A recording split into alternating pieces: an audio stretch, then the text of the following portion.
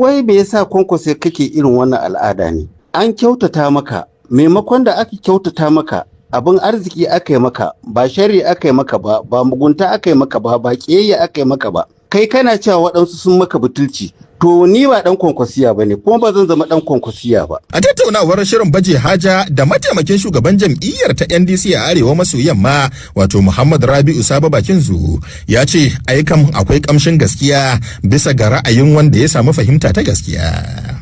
To dan uwa a maganan da shi Sanata Rufai Sani Hanga ya faɗa ra'ayinsa ya faɗa. Kuma kowane ɗan adam yana da irin ra'ayinsa, yana da iko ya faɗi ra'ayinsa. Matsawar ra'ayin da zai faɗa dai ba ƙarya ba ne, kuma ra'ayin da zai faɗa ba son zuciya ba ne. Abin da ya gani ne a matsayinsa na ɗan Kano, kuma a matsayinsa na shugaba kuma sanata na Central. So tun da kaji ya faɗa haka yana da dalilin cewar wannan abu ga yadda yake tsamman zai kasance, kuma zai iya kasancewa haka ɗin. Ni ma nawa ra'ayin yana nan zuwa. To amma kuma ba gazawa ba ce a danganta jam'iyyar taku da rashin nasara kuna shugabanni ya kasance kun kasa bata kariya?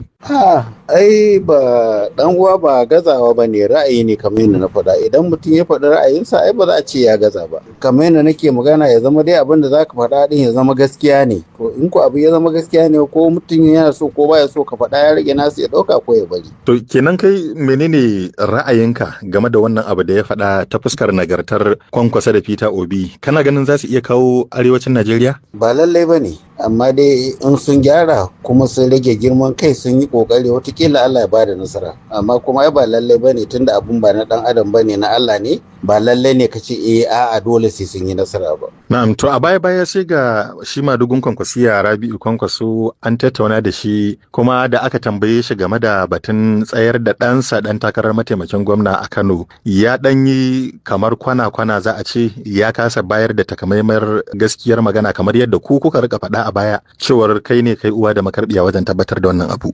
A'a, dan uwa Rano, ni wannan abun ne yana bani mamaki game da Kwankwaso. Wai me yasa Kwankwaso kake irin wannan al'ada ne? An kyautata maka, maimakon da aka kyautata maka abin arziki aka yi maka, ba shari aka yi maka ba, ba mugunta aka yi maka ba, ba ƙiyayya aka yi maka ba. Kai kana cewa waɗansu sun maka butulci. To ni ba ɗan Kwankwasiya ba ne, kuma ba zan zama ɗan Kwankwasiya ba. Amma ina girmama ka saboda me? Na san abin da kai wa 'ya'yan mutane.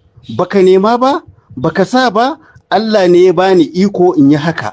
Menene a ciki na girman kai a ciki? An yi maka alheri, kana cewa har yau ka kasa ganewa, baka ma san dalilin da aka yi maka haka ba. To idan kai ana maka butulci, to kai ma an kai haka, ai kai ma ka mana butulci. Don me dan mun maka abin da ya kamata ka gode ba, ka gode ba. To in ba za ka gode ba, kai shugu mana. Menene za ka ci kana wani bincike? Binciken me za ka yi? Mu ba yaranka bane, mu ba 'ya'yanka bane.